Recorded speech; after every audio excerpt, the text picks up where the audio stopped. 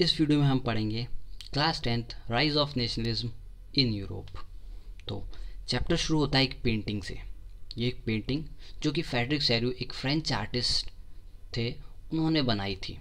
Frederick Sairu ने 1848 में ऐसी 4 पेंटिंग बनाई थी, जिसमें से ये पहली पेंटिंग है।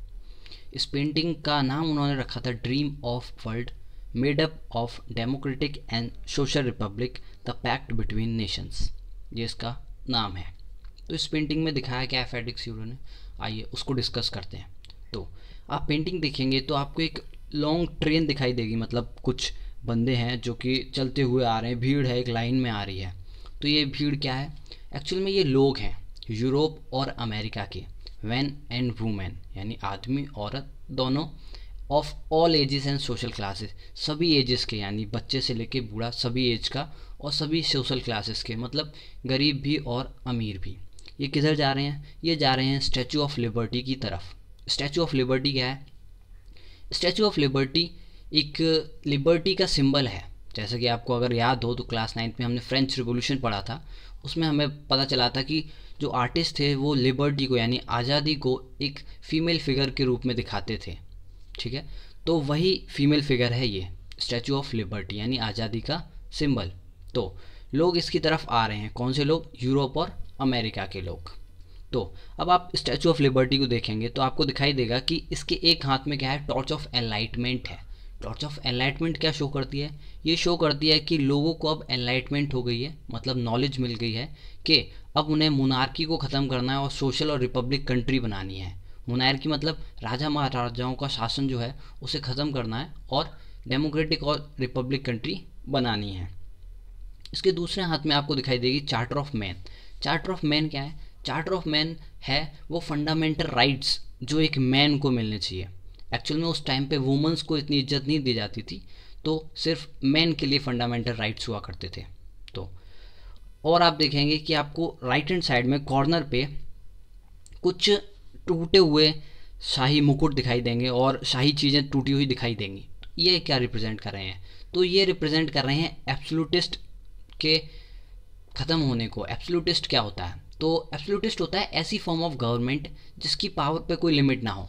जैसे अगर हम डिस्कस करें पुराने मोनार्की फॉर्म ऑफ गवर्नमेंट, मतलब राजा महाराजाओं का शासन, उनकी पावर पे कोई वो लिमिट नहीं थी, वो चाहते थे वही करते थे। अगर उन्हें कोई रूल बनाना है तो वो बनाते थे, अगर किसी को फांसी पे चढ़ाना वो चढ़ा देते थे, उनसे सवाल करने वाला कोई नहीं था। तो एब्सोल्यूटिस्ट यहाँ पे मोनार्की को शो करता है, यानी राजा महाराजाओं का शासन शो करता है। तो ये जो टूटे हुए मुकुट है ना, ये एक्चुअल में दिखा रहे हैं कि अब राजा महाराजाओं का शासन जो है वो ख़त्म हो गया है और देश जो है वो सोशल और डेमोक्रेटिक हो गए हैं। और फ्रेडरिक सैरू ने यूटोपियन विजन को दिखाया अपने। यूटोपियन विजन क्या होता है, यूटोपियन विजन होता है एक ऐसी सोसाइटी, इतनी परफेक्ट सोसाइटी जो एक्चुअल में एग्जिस्ट ही नहीं करती। अगर हम बात करें एग्जाम्पल है तो हम ऐसी सोसाइटी सोच सकते हैं, जैसे एक सोसाइटी जहाँ क्राइम ही ना होता हो, यानी कोई क्रिमिनल ही नहीं है, वहाँ चोरी डकैती वगैरह कुछ नहीं होता। तो ऐसी सोसाइटी इतनी परफेक्ट है ना कि एक्चुअल में एग्जिस्ट ही नहीं करती। कहीं पे ऐसी सोसाइटी नहीं है जहाँ पे क्राइम नहीं होते।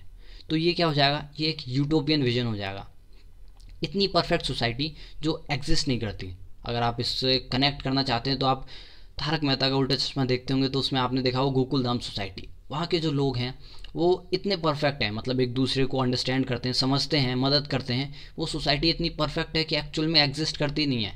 अगर हम ढूंढें उसके जैसे सोसाइटी तो शायद ही हमको मिले। तो वो क्या हो जाएगी, वो एक यूटोपियन विजन हो जाएगा।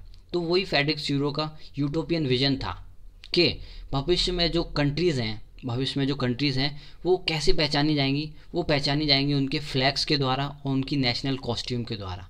उस टाइम पे ये फ्रेडरिक सैरू का सिर्फ एक ड्रीम था, एक विजन था, क्योंकि उस टाइम पे कोई भी कंट्री डेमोक्रेटिक और सोशल रिपब्लिक नहीं थी। सभी किसके अंडर आते थे, सभी आते थे राजा महाराजाओं के अंदर। ठीक है, तो कोई भी एक कंट्री नहीं थी, राजा महाराजाओं का शासन था, कोई भी एक कंट्री नहीं थी। तो फ्रेडरिक सैरू ने बस ये एक विजन रखा था, यानी कल्पना थी उनकी कि जो देश हैं भविष्य में वो कैसे आइडेंटिफाई होंगे, पहचाने जाएंगे उनके नेशनल फ्लैग के द्वारा और कॉस्ट्यूम के द्वारा। ठीक है, अब आप जो ट्रेन देख रहे हैं ये लोगों की, यूरोप और अमेरिका के, इसमें आप देखेंगे सबसे आगे जो है ना वो है यूनाइटेड स्टेट के लोग, उसके बाद हैं स्विट्ज़रलैंड के लोग। अच्छा, इनको आगे क्यों रखा है, क्योंकि जिस टाइम पे फ्रेडरिक सैरू ने पेंटिंग बनाई थी उस टाइम पे यूनाइटेड स्टेट और स्विट्ज़रलैंड को डेमोक्रेसी मिल चुकी थी, यानी उन्हें आज़ादी मिल चुकी थी। ठीक है, उसके बाद फ्रेडरिक सोरू ने दिखाया फ्रांस और जर्मनी को, जो कि स्विट्ज़रलैंड के पीछे हैं। अच्छा, इनको पीछे, उनके पीछे क्यों रखा है? उनको इसलिए रखा है कि फ्रांस में उस टाइम पे स्ट्रगल चल रहा था डेमोक्रेसी के लिए, और जर्मनी में भी स्ट्रगल होने वाला था, तो इसीलिए फ्रेडरिक सोरू ने उनको एक के बाद एक दिखाया। तो आप पेंटिंग में देखेंगे तो आपको ऊपर की तरफ सेंट क्रिस्ट दिखाई देंगे और एंजल्स दिखाई देंगे, ये परियां सी दिखाई देंगी। तो ये क्या दिखा रहे हैं?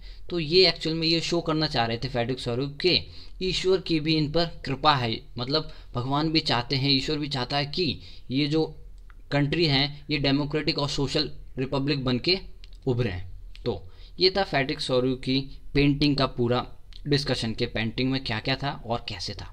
तो लास्ट में आपको एक पैराग्राफ दिखाई देगा सेकंड पेज पे, उसमें क्या लिखा है? उसमें एक्चुअल में आपको बताया कि कैसे 19वीं सेंचुरी में यूरोप में नेशनलिज्म का इमर्ज हुआ, मतलब यूरोप में नेशनलिज्म आया। नेशनलिज्म क्या होता है?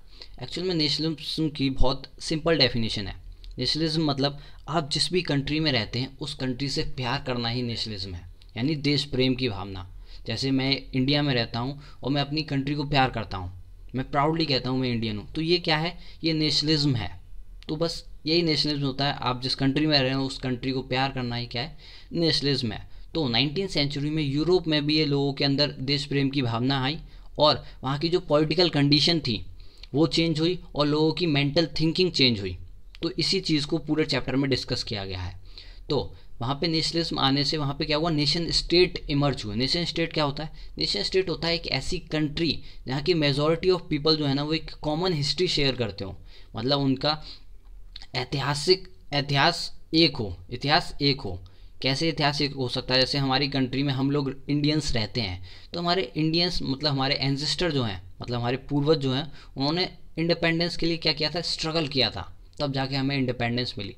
तो ये क्या है? हम लोगों की एक कॉमन हिस्ट्री है कि हमारे एंसेस्टर जो थे उन्होंने इंडिपेंडेंस के लिए स्ट्रगल किया था, तब जाके हमें ये आज़ादी मिली, तब हम फ्रीडम इंजॉय कर रहे हैं। तो ये हमारे बीच क्या एक कॉमन हिस्ट्री है।